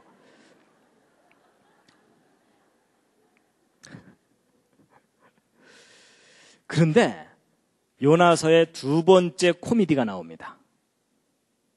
정말 니느웨 사람들이 회개해요, 안 해요? 회개를 해요. 그래갖고요, 니느웨 백성들이 막 금식을 선포하고, 그 다음에 왕까지도 조복을 벗고 굵은 벼를 입고 재에 앉은 다음에 또 뭐라 그래요? 그 다음 보면요, 먹지도 말 것이며 물도 마시지 말라는 얘기는 단식이에요, 단식. 그렇죠? 금식 정도가 아니라 단식이에요. 그리고 힘써 여호와께 부르짖을 것이다. 그래서 막 왕까지 나와서 그러거든요. 여러분 생각해 보세요. 일반 백성들이야 무지몽매하니까 그냥 겁에 질려서 뭐 살려달라고 할지 모르지만 왕은 그래도 교육도 받았고 권력도 있는 사람인데 저렇게 회개를 한다는 것이 사실 이해가 안 가는 대목이에요. 근데 여러분 정말 저런 일이 일어났다고 믿으세요? 일단 믿고 버티셔야 되죠? 근데 여러분 믿고 버티실지 모르지만 일반 상식을 가진 역사학자들은 절대로 저걸 역사적인 사실이라고 인정하지 않습니다. 왜냐하면 여러분 이 사건이 어떤 거냐면 오늘날로 따지면 이런 거예요. 여러분 미국 워싱턴에 부시맨 하나가 콜라병을 하나 들고 워싱턴을 쫙 가로질러 가면서 뭐라고 외치는 거예요? 40일 지나면 망한다 이놈들아 하면서 지나갔어요. 그랬더니 무슨 일이 벌어진 거예요? 조지 W 부시 이하 행정 강요들 다 나와서 회개를 하고 워싱턴 시민 다 나와서 막 애고 회개하는 거죠. 그것도 단식을 해가면서. 그렇죠? 여러분 이게 현실적으로 가능해요? 불가능해요? 아니 여러분이 정말 믿음이 좋으니까 저런 거 다 믿어주는 거지 현실적으로 따지면 이게 말이 안 되는 얘기예요. 그렇죠? 아니 무시 대통령이야 뭐 자기하고 이름이 비슷하니까 뭐 형님 오셨수 뭐 이러면서 잠깐 나와볼 수 있을지 모르지만 이게 앞뒤가 안 맞는 얘기예요. 더군다나 여러분 요나는 자기들이 식민지로 삼고 있는 나라의 촌놈 아니에요. 그렇죠? 말이 안 되죠. 그래서 여러분 이걸 현실적으로 따져보면 안 믿어지기 때문에 심지어 성경학자들조차도 이 요나서는 교훈을 주기 위해서 꾸며낸 얘기지 역사적인 사실일 리가 없다라고까지 하는 거예요. 근데 여러분 사람들 중에 이런 사람들이 있어요. 성경에 써 있다면 이게 분명히 사실일 거다라고 믿는 아주 고집센 사람들이 있어요. 근데 그 사람들 중에 좀 할 일 없는 사람들이 연구를 해봤어요. 분명히 성경에 써 있다면 이건 사실일 거다. 그래갖고 역사를 연구해보고 성경을 연구해봤더니 단서가 잡혔어요. 무슨 단서가 잡혔냐면 여러분 그때 당시에 이 정치적인 상황은 어땠냐면 남유다는 우시야 왕이 다스리고 있었고 바로 요나가 속해 있던 이 북이스라엘은 여로보암 2세인데 아주 악한 왕이에요. 그래서 이 북이스라엘을 시작했던 여로보암 왕만큼이나 악한 왕이거든요. 근데 바로 요때 이제 요나가 니느웨 성을 갔는데 그때 아시리아의 왕은 아쇼르단 3세가 통치하고 있던 때였어요. 그게 이제 바로 BC 763년인데 요때 이제 간 거예요. 그러면 요나가 가서 아시리아의 조그만 마을도 아니고 아시리아에서 가장 큰 번화한 성에 가서 회개를 외쳤는데 몽땅 다 회개했잖아요. 그럼 그게 역사의 흔적으로 남아있어야 되잖아요. 맞죠? 근데 여러분 어떤 단서가 잡혔냐면 여기 아시리안 에포님이라 그래서 기록이 있는데 여러분 그 역사 중에서 그 정사가 있고 야사가 있죠. 여러분 정사와 야사 중에 어느 쪽이 변질이 되죠? 둘 다 변질됩니다. 여러분 야사는 야사란대로도 좀 불충분하고 정사는요 쿠데타가 일어나면은 그 다음 정권을 잡은 사람이 앞쪽 역사를 말살시키는 경우가 많아요. 그래서 여러분 정사도 믿으면 안 되고 야사도 그대로 믿으면 안 되고 그걸 다 아까 말씀드린 그 과학적인 방법으로 검증을 해봐야 돼요. 그렇거든요. 근데 이 아시리안 에포님은 별로 이 변질되지 않을 그런 요소를 가지고 있는 기록인데 예를 들면 이런 거예요. 오늘날 그 연말쯤 되면 타임지나 이런 데 보면 올해의 인물 이러면서 제정하는 거 이런 거 있죠. 그런 비슷한 기록이에요. 몇 년도에 중요한 무슨 사건, 중요한 인물 이런 식으로 리스트를 해놓은 것이 아시리안 에포님이거든요. 근데 그 기록 속에 아주 놀라운 단서가 발견됐는데 보세요. 이제 그 기록을 제가 이제 이렇게 영어로 이렇게 좀 큼직하게 써놓은 겁니다. 쭉 이렇게 연표가 이렇게 있는데 이 아시리아는 이 큰 제국을 이루고 있기 때문에 왕은 하는 일이 맨날 전쟁 나가는 일이에요. 전쟁 나가서 땅 뺏어오고 노예 뺏어오고 노예 잡아오고 이러는 거거든요. 그래서 맨날 against 어디 여기서 다메섹 여기 나오죠. 다마스커스. 그래서 맨날 전쟁 나가다가 가끔 야, 좀 쉬자 이러다가 또 전쟁 나가고 맨날 전쟁 나갔어요. 그러다가 BC 763년이 요나가 니느웨성을 갔을 때거든요. 그때부터 한 5년 동안 아시리아 내부에 반란이 일어나요. 요나가 니느웨성을 갔을 때부터. 그러면 이때 무슨 사건이 분명히 있었던 거예요. 그렇죠? 그리고 그 이후에 다시 전쟁 나가긴 했는데 나갔다가 평화조약만 맺고 돌아오고 아이고 아무래도 힘들어 이러면서 계속 빌빌거려요. 아시리아가. 그렇다면 이때 무슨 일이 있었던 거잖아요. 그래서 야 그럼 BC 763년에 분명히 무슨 사건이 있었을 텐데 뭔가 단서가 있을 거다 하고 조사를 해봤더니 뭐가 확인됐냐면요. 일식현상이 있었다는 것이 확인이 됐어요. 일식현상이. 그때 요나가 니느웨성을 갔을 때. 자, 여러분 니느웨 사람들이 나름대로 이제 잘 지내고 있었는데 이제 일식현상이 일어나는 거예요. 한 대낮에 보여드릴게요. 요나가 니느웨성 갔을 때 그 일식을 이제 보여드릴 텐데요.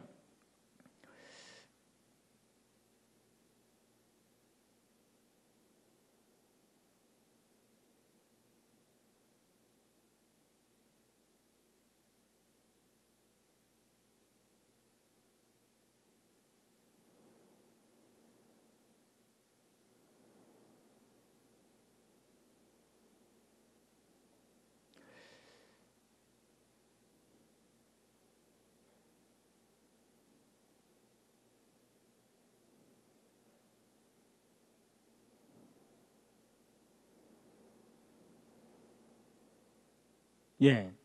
이제 BC 763년, 그날입니다. 이제 오전에 일식이 일어나는데요. 아마도 요나는 그 전날쯤 니느웨성에 이제 지나가면서 망한다 이놈들아 이러면서 지나간 거예요. 그러니까 이제 니느웨 사람들이 말도 안 되잖아요. 그렇죠? 저놈 잡아들여라 이러는데 너무 빨리 도망갔고 이제 못 잡아갖고 그래서 이제 제가 그냥 상황을 대충 이렇게 분위기를 설명드리면 이런 거예요. 그래서 별 미친놈 다 보겠네 이러면서 이제 왔어요. 이제 그날 저녁 3, 4, 5 모여갖고 한 잔씩 하면서 뭐라 그랬겠어요? 오늘 낮에 미친놈 하나가 망한다고 지나갔어. 그럼 잡았어? 아직 못 잡았어? 빨리 도망가더라 뭐 이러면서 하여튼 그러고 이제 지나간 거예요. 지나가고 이제 그 다음날 아침에 이제 다들 이제 술이 덜 깨갖고서 이제 막 해롱되면서 어제 그놈 아직 잡았어 못 잡았어 뭐 이러고 있는 그날 아침이에요. 그날 아침 니느웨에서 있었던 일식현상인데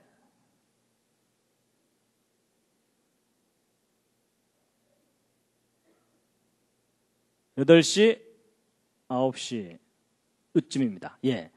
여러분 보시면 요 아까 이 해하고 달이 가까이 이렇게 있죠? 가까이 있는데 이제 요때부터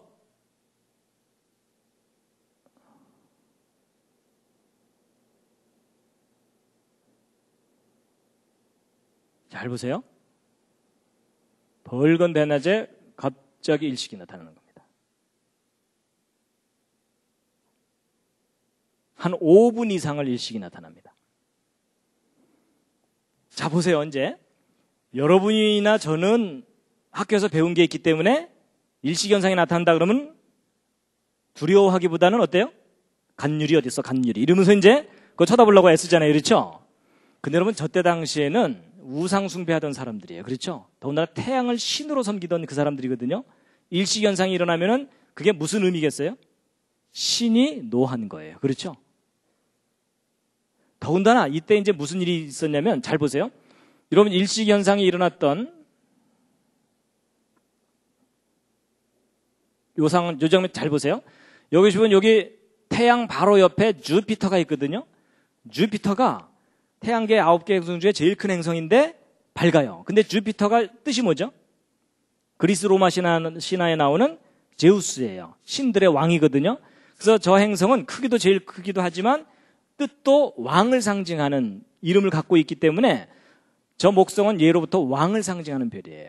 그래서 왕의 운명을 점칠 때 저 별을 연구했어요. 근데 바로 일식이 일어나는 그 바로 옆에 왕을 상징하는 행성이 그 옆에 딱 있는 거예요.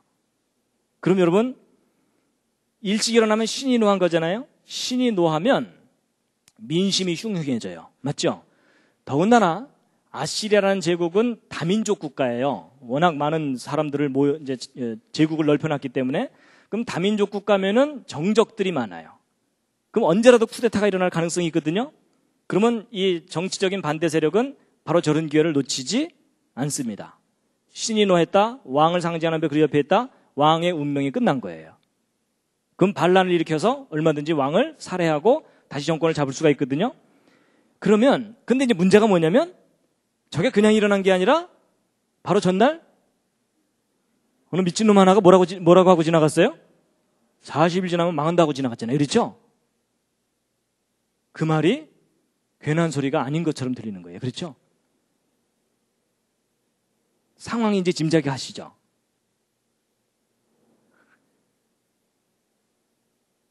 여러분 이게 무슨 얘기냐면 하나님께서 각본 다 짜놓으시고 요나를 보내신 거예요.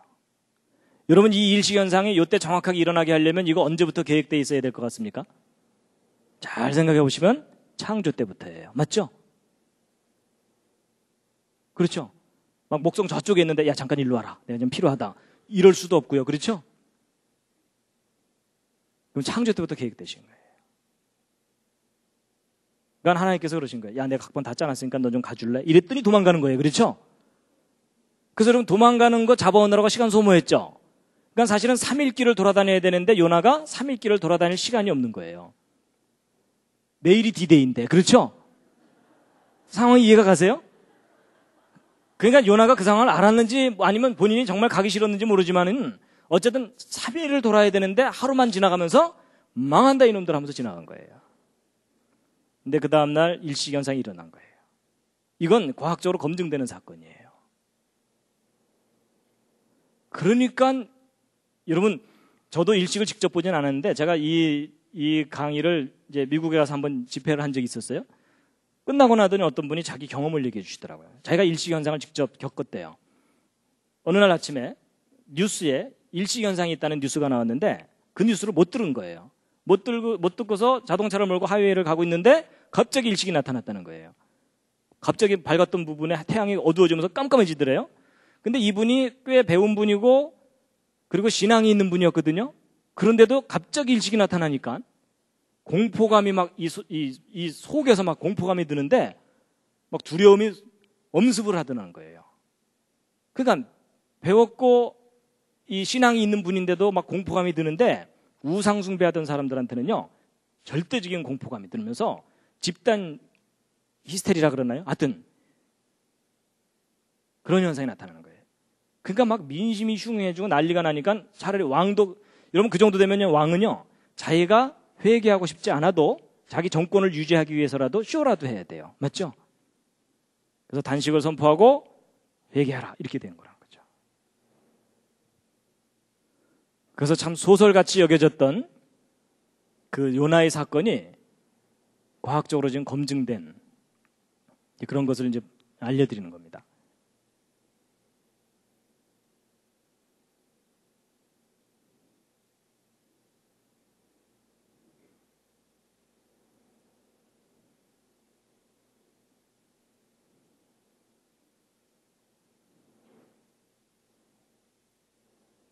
그래서 아까 BC 585년에 있었던 그 리디아의 그 전투 있잖아요. 그게 갑자기 멈춘 것도 저때 당시 사람들한테는 일시현상이라는 것은 공포의 그 사건입니다. 근데 이제 이렇게 얘기하면 소설 잘 쓴다. 그래도 못 믿겠다. 이럴 수 있거든요. 근데 여러분 성경은요 이상하게 앞뒤가 맞아요. 이거 뒷받침해주는 성경 말씀이 있습니다. 뭐냐면 여러분 열왕기하 14장 25절에 함께 읽으시겠습니다. 시작. 이스라엘 하나님 여호와께서 그 종 가드헤벨 아미떼의 아들 선지자 요나로 하신 말씀과 같이 여로보암이 이스라엘 지경을 회복하되 하맛 어귀에서부터 아라바 바다까지 하였으니. 여러분 여로보암 왕이 이스라엘의 잃어버린 땅들을 다시 되찾았다는 거예요. 근데 여러분은 믿음이 좋으시니까 하나님이 도와주셔서 찾았는가 보다 이렇게 생각하실지 모르지만 여러분 이때 당시 상황을 보면은 절대로 여로보암이 땅을 되찾을 상황이 아니에요. 왜냐하면 여로보암 왕이 악한 왕이었거든요. 여러분 여기 보시면은 여로보암 왕이 악한 왕이에요. 선한 왕도 용기를 내야만 그 일을 할 수 있는데 악한 왕인데 그 땅을 되찾은 거예요. 여러분 이 여로보암 왕이 그 땅 되찾으려면 무엇을 결심해야 되냐면 자기 민족이 몽땅 몰살당할 걸 결심해야 돼요. 왜냐하면 여러분 이 큰 제국하고 싸워야지 그 땅을 뺏을 수 있잖아요. 그렇죠? 제정신이 아니고는 그 전쟁 못해요. 근데 여로보암 왕이 그 상황에서 뺏어왔잖아요. 그 얘기는 무슨 얘기냐면 요나가 니느웨성 갔을 때 그 사람들이 진짜 회개했기 때문에 아시리아 내부의 정치적인 상황이 어지러워진 거예요. 그러니까 이제 요나는 갔다 왔죠? 왕에게 보고했겠죠? 왕이시여 저놈들 지금 정신이 없나이다. 드디어 찬스가 왔나이다. 이렇게 된 거예요. 그래서 1년 동안 군대를 정비해서 그 잃어버린 땅들을 다 되찾아요. 그러니까 니느웨 사건이 안 일어났다면 그건 절대로 있을 수 있는 일이 아니에요.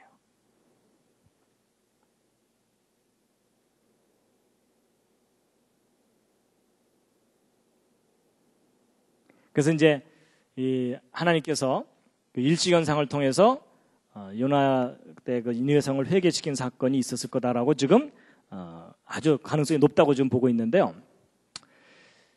그래서 결국 하나님께서 말씀하신 재앙을 내리지 아니하셨거든요. 누가 신경질이 났겠습니까? 요나가 신경질이 났어요. 그래갖고 보세요. 성경을 보면은 요나가 심히 싫어하고 노하여 이렇게 돼 있어요. 그래서 그 밑에 하는 얘기가 뭐냐면 겉봐요. 내 이럴 줄 알았다니까요. 이런 거예요. 내가 그래도 A급 선지자인데 내가 여기까지 안 왔어도 하나님께서 여기 망하지 않게 하실 거라는 걸 내가 뻔히 알았기 때문에 내가 여기 오나 안 오나 안 망하게 하실 걸 내가 뻔히 알았으니까 차라리 도망간 겁니다. 이런 얘기를 하는 거예요. 거기서 끝나면 다행인데 요나가 뭐라고까지 하는지 아세요? 차라리 내 생명을 취하소서. 이게 뭐예요? 차라리 죽이세요. 뭐 이런 거예요. 근데 여러분 하나님께서요 너 왜 성내냐 이러면서 요나를 달래시거든요. 제가 저 부분을 보면서 선지자도 급이 있구나. 여러분 보통 선지자가 하나님께 저 정도 대들었으면 그 선지자 어떻게 되죠? 번개가 번쩍하면서 숯덩어리가 돼요. 그렇죠? 근데 하나님께서 막 요나를 달래시는 거예요. 그래서 이 요나와 하나님과의 그 끈끈한 관계, 선지자가 되려면 저 정도는 돼야 되는구나 느꼈는데, 근데 이제 그 다음에 또 코미디가 또 있습니다. 요나가 성에서 나갔어요. 그가 이제 가기 싫은 데 갔으니까 나가는 거 맞죠? 그 다음에 성 동편에 앉았어요. 그것도 뭐 잠깐 쉴 수 있죠? 근데 이제 그 다음에 또 문제예요. 자기를 위하여 초막을 지었대요. 요나가 무엇을 결심한 거겠습니까? 장기 불법 체류를 결심한 겁니다. 그렇죠? 초막까지 지었다는 얘기는 이게 하루 이틀 머물 상황이 아니란 얘기죠? 자, 여기서 제가 퀴즈를 하나 드리겠습니다. 요나가 도대체 니느웨 성에 며칠 동안 머물까요? 아까 읽은 성경 말씀 중에 힌트가 있는데요. 40일이요. 왜 40일이죠? 40일 지나면 망한다고 했으니까. 그럼 요나는 결국 이 40일까지는 보고 가야 돼요. 맞죠? 저놈들이 지금 초기 증세일 거다. 이러면서. 조금만 지나면 또 해롱해롱 해갖고 결국은 망할 거다. 뭐 이랬을 수도 있고, 내가 예언을 40일이라고 했으니까 정말 어떻게 되나 보자 하고서 기다렸겠죠? 그래서 여러분 40일 동안 니느웨 성을 머물다가 돌아가거든요? 근데 여러분 그게 예언이라는 거 아세요? 예수 그리스도에 관한 예언이에요. 그게 어디에 나오냐면, 여러분 이제 그 40일 지나면 망한다고 아까 외쳤었잖아요? 이 40일이 예언인데, 여러분 요나가 니느웨 성을 가서 회개를 외쳤고 임무 끝났잖아요? 끝나면 바로 돌아가는데 40일을 머물고 돌아오죠. 예수님이 마찬가지예요. 예수님께서 이 땅에 회개를 외치러 오셨고 십자가에서 속죄 제사를 드렸잖아요. 임무 끝나셨죠. 부활까지 하셨으니까 그럼 곧바로 승천하시면 되죠. 곧바로 승천하지 않으시고 이 땅에 며칠 머물다 가실까요? 요나서에 그 40일 동안 머물다 가세요. 그래서 성경을 보면은 40일 동안 친히 나타내셔서 모든 증거를 다 보여주신 다음에 가셨다고 돼 있어요. 근데 이 40일도 예언일 뿐만 아니라 또 하나 예언이 뭐냐면 40년 예언이 있습니다. 40년 예언은 뭐냐면, 여러분 요나가 니느웨 성을 갔을 때가 BC 763년이거든요. 근데 결국은 이제 뭐 잃어버린 땅을 뺏어오긴 하지만 이 여로보암 2세가 악했기 때문에 결국 이스라엘이 망해요. 호세아 왕 때 아시리아의 그 살마네셀 5세가 사마리아를 함락시키고 이스라엘을 완전히 망하게 합니다. 근데 그때가 정확하게 BC 723년이기 때문에 정확하게 40년 후에 망해요. 근데 저 40년 후에 이스라엘이 망한 저게 예수님 때 그대로 일어나요. 그 일어난 사건이 뭐냐면, 여러분 예수님이 십자가에 달리셨을 때가 AD 30년이에요. 정확하게 고증을 해보면. 그런데 이스라엘이 언제 망하냐면 AD 70년에 로마 제국에 의해서 완전히 망해요. 몇 년 만에 망하죠? 40년 만에 망해요. 요나 때에 있었던 그것과 똑같은 상황이 예수님 때 벌어져요. 그래서 여러분 예수님께서 예루살렘이 망할 것에 대해서 예언하신 거 아시죠? 성경에 보면 예루살렘아 예루살렘아 하시면서 예언을 하시거든요. 네가 망하는 것을 알았다면 벌써 회개했을 텐데 여전히 회개하지 않는구나. 반드시 망할 거다. 아주 심하게 망할 거다. 이런 얘기 하신다고요. 그렇죠? 그래서 여러분 40년 후에 망할 거기 때문에 아까 그 마태복음 16장에서 예수님께서 뭐라 그러시냐면, 너희가 저녁에 하늘이 붉으면 그 다음날 날이 맑을 거라고 미리 알지 않느냐. 천기는 분별할 줄 알면서 이 시대의 표적은 분별하지 못하느냐 이랬는데, 너희들이 역사를 한번 잘 봐라. 분명히 예언한 대로 다 이루어질 거다라고 말씀하시는 거예요. 그럼 여러분 이때 예수님 십자가 사건 이후에 정확하게 40년 후에 이스라엘이 망하게 하려면 로마 제국 군대가 예루살렘까지 출동해야 돼요. 맞죠? 여러분 역사상 가장 강력했던 제국의 군대를 정확한 타이밍에 예루살렘에 오게 해서 망하게 하려면 로마 제국을 다스릴 수 있는 능력이 있어야 돼요. 맞죠? 그러니까 아까 하나님이 그 말씀하시는 거예요. 너희가 한번 예언해봐라. 예언한 걸 역사 속에서 이루어봐라. 너희가 그걸 이룰 수 있다면 내가 너희를 신이라고 인정하마. 근데 너희는 그걸 못하지만 나는 그 일을 한다라고 말씀하시는 거예요. 그 대신 역사 공부 좀 해줄래? 이런 얘기입니다. 이해가 다 되시나요? 그래서 여러분 우리가 역사를 정확하게 모르면 하나님이 무슨 일을 하셨는지를 깨닫지를 못합니다. 그래서 여러분 이스라엘 망할 때 이게 그 로마의 그 티투스, 뭐 타이터스 또는 티투스 이렇게 얘기하는 티투스 장군이 예루살렘을 망하게 하거든요. 그래서 티투스 장군의 개선문입니다. 로마에 있는. 그래서 이 개선문에 가보시면요, 이 이스라엘의 그 황금 등대 옮겨가고 약탈해가는 장면이 다 이렇게 돼 있고, 그래서 이때 이스라엘의 그 포로들을 잡아다가 로마로 데리고 가거든요. 그래서 그 포로들의 노동력을 이용해서 지은 그 유명한 건물이 콜로세움입니다. 이 콜로세움이 예루살렘을 함락시키고 나서 이스라엘 포로를 잡아다가 그 노동력으로 세운 건물입니다.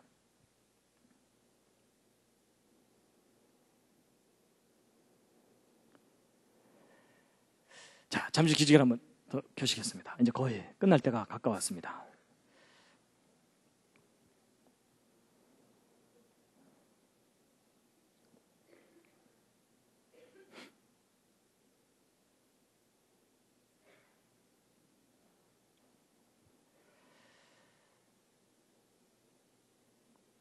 자, 이 뒷부분 이야기가 더 있긴 한데요. 이건 이제 이 부분은 좀 넘어가도록 하죠. 이제 마지막으로 그 요나의 기도에 대해서 이제 말씀을 드릴 텐데요. 오늘 제가 말씀드린 이 내용은 아직 기독교계에 그리 널리 퍼져 있는 내용이 아닙니다. 신학계에서도 아직 이런 내용에 대해서 널리 알려져 있지 않아요. 그래서 오늘 내용을 여러분이 믿으셔도 되고 안 믿으셔도 괜찮습니다. 안 믿으셔도 괜찮아요. 그 대신 여러분 이런 거예요. 제가 아까 그 과학적인 방법론을 말씀드린 이유가 뭐냐면, 여러분 과학적인 방법론의 중간에 공식이 틀리면 결과가 틀리게 돼 있어요. 맞죠? 그래서 여러분 만약에 아까 그 방법이 중간에 뭔가 잘못되면 이 결론이 틀리는 거기 때문에 제가 말씀드린 이런 모든 결론들이 틀릴 수도 있어요. 그런데 이 공식이 제대로만 맞으면 정확한 결론을 우리가 얻을 수 있거든요. 그래서 그동안은 우리가 성경을 막연하게 믿다가 이제는 과학적으로 검증을 해서 역사적인 사실이라는 것을 아주 선명하게 이제 드러내는 작업을 학자들이 지금 하고 있다라는 것을 좀 뭐 그 정도만 이해하셔도 괜찮다는 겁니다. 이해가 되시죠? 예. 자, 이제 마지막으로 이제 요나서의 그 요나의 기도에 관한 건데요. 요나가 이제 간절히 물고기 뱃속에서 기도하거든요. 이제 보통 사람들은 이제 그 부분을 읽으면은 야, 요나가 이제 뭐 꽤나 다급했구나. 엄청나게 기도하는군. 이런 생각만 보통 하게 됩니다. 근데 일부 학자들이 저 속에서 무엇을 발견했냐면 요나가 기도한 요 내용의 이 순서들이 예수님이 고난당하신 사건들을 비유적으로 표현을 하고 있다는 거예요. 그래서 여러분 예수님의 고난은 최후의 만찬 끝난 후부터 시작되잖아요. 그렇죠? 그래서 이제 겟세마네 동산에 가셔서 간절히 기도하시죠. 그래서 보시면은 이제 그 고난의 시작인데 처음에 간절히 부르짖어 기도하는 내용이 나와요. 겟세마네 동산에서. 그러다가 체포가 되시죠. 근데 체포가 된 것을 기품 속 바닷 가운데 던져졌다라는 표현으로 표현을 했다는 거예요. 여러분 혹시 물에 빠져보신 경험 있으십니까? 저는 산정호수에 가서 빠져 죽을 뻔한 적이 있습니다. 초등학교 때. 빠지고 났더니요. 정말 막막하더라고요. 근데 물에 빠지면 정말 그렇게 돼요. 사람 체포된 거하고 비슷한 심정입니다. 처음에는 이제 대제사장 집들에 체포돼서 갔다가 여기서 해결이 안 돼요. 왜냐하면 아까 말씀드린 대로 이스라엘 사람들에게는 사형권이 없거든요. 그래서 결국 빌라도에게 끌려가서 빌라도로부터 재판을 받고 사형을 선고를 받게 되죠.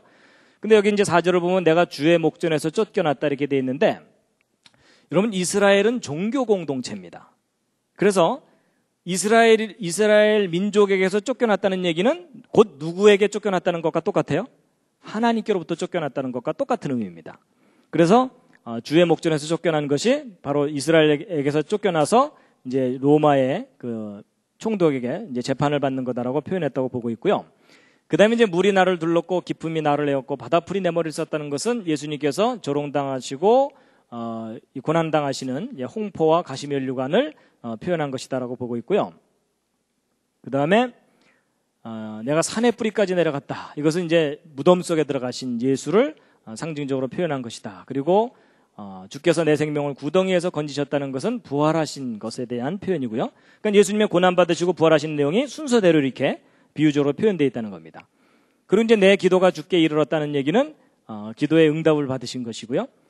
저건 뭐냐면요. 여러분 사실 예수님은 정해진 상황에서 십자가 사건을 치르고 올라가시면 되거든요. 근데 겟세마네 동산에서 너무 간절히 기도하시죠. 사실은 기도 안 하셔도 될 법한 상황이에요. 이제 시간이 됐으니까 십자가 달렸다가 죽었다가 다시 부활하면 되는구나 이러면 되는 건데 간절히 기도하시거든요. 하여튼 그 부분은 너무 좀 자세한 내용이니까 넘어가겠습니다. 그 다음에 이제 8절에 보면은 무릇 거짓되고 헛된 것을 숭상하는 자는 자기에게 베푸신 은혜를 버렸사오나 이것은 이제 깊이 생각하다가 이것은 구원을 거절한 유대인들에 대한 표현이 아니겠느냐라고 이제 보고 있는데 자 9절이 이제 제일 중요합니다. 함께 읽으시겠습니다. 시작.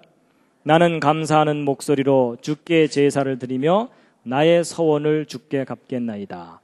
구원은 여호와께로서 말미암나이다 하니라. 자, 요 마지막 부분이 정말 중요한데요.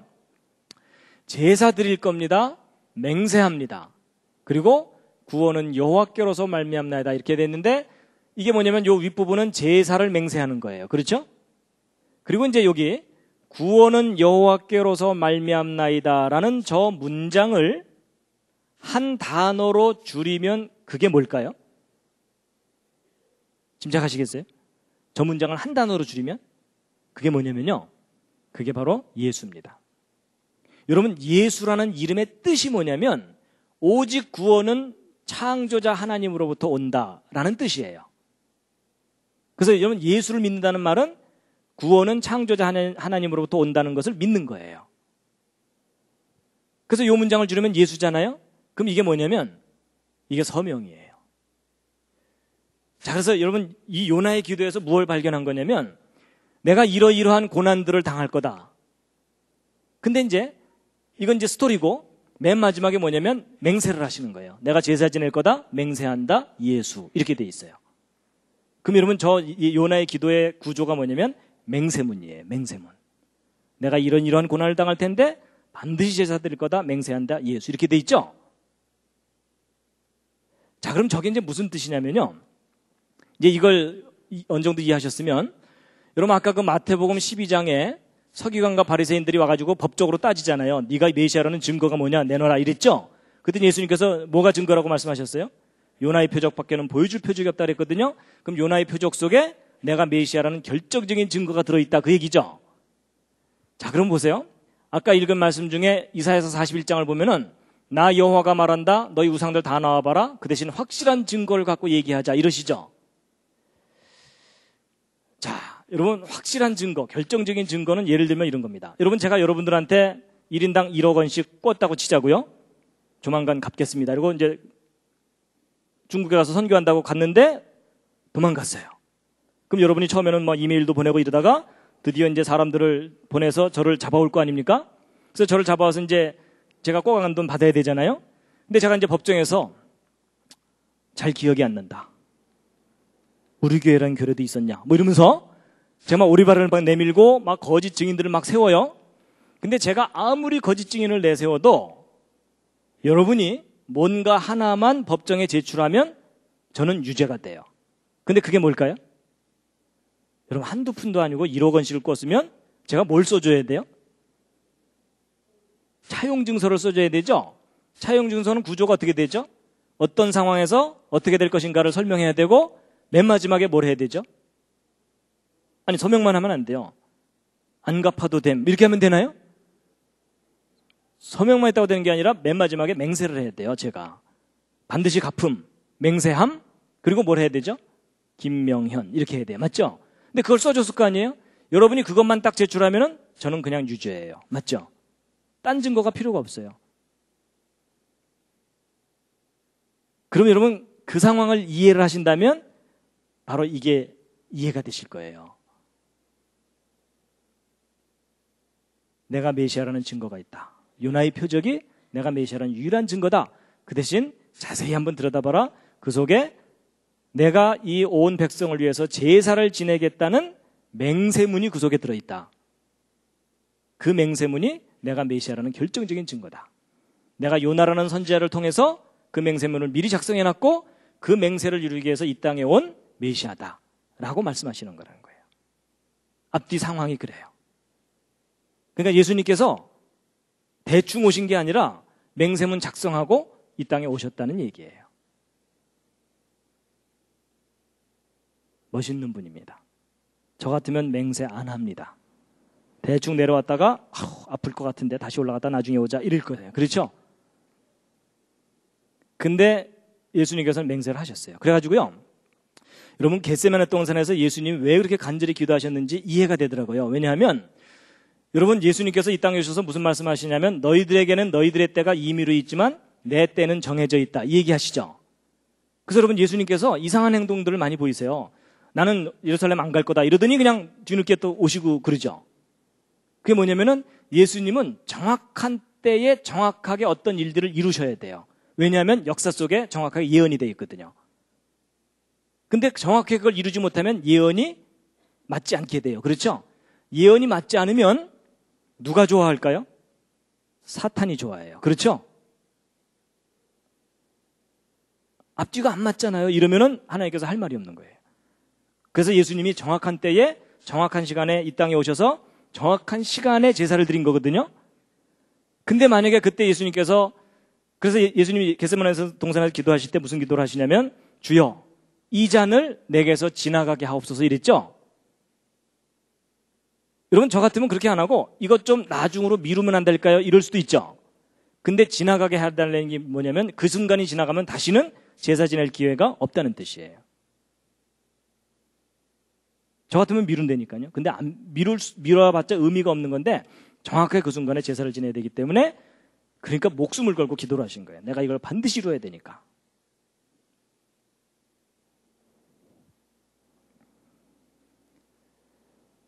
그래서 이제 오늘 쭉 말씀드린 이제 결론이 뭐냐면 우리 여호와 하나님께서 참신이시라는 객관적인 증거가 뭐냐면 뭐라고요? 예언하시고 그것을 역사를 통해서 정확하게 이루시는 분이다라는 겁니다. 그러니까 여러분이나 저나 얼떨결에 믿고 있었는데 제대로 믿고 있다 이 뜻입니다. 자, 그래서 여러분 왜 여호와 하나님이 유일한 신이시라고요? 정답은 예언과 역사입니다. 그리고 왜 나사렛 예수가 유일한 메시아이시죠? 거기에 대한 정답은 요점이 뭐냐면 요나의 표적이에요. 근데 요나의 표적이 어떻게 됐다는 얘기냐? 그 중에 제일 중요한 핵심이 뭐라고요? 요나의 기도. 그 기도 속에 뭐가 들어있다고요? 예수 그리스도의 제사에 대한 맹세문이 기록되어 있고 그 맹세를 이루기 위해서 오신 분이 2000년 전에 나사렛 예수이셨다라는 겁니다. 그래서 정확하게 예언된 시간에 정확하게 그 예언을 이루신 분이라는 거예요. 그래서 요나 때의 그 정치적인 상황에 의해서 요나가 니네성을 간다면 40년 후에 망하잖아요. 그렇죠? 그런 것처럼 이스라엘이 망하기 40년 전에 오셨던 분이 예수 그리스도시라는 겁니다.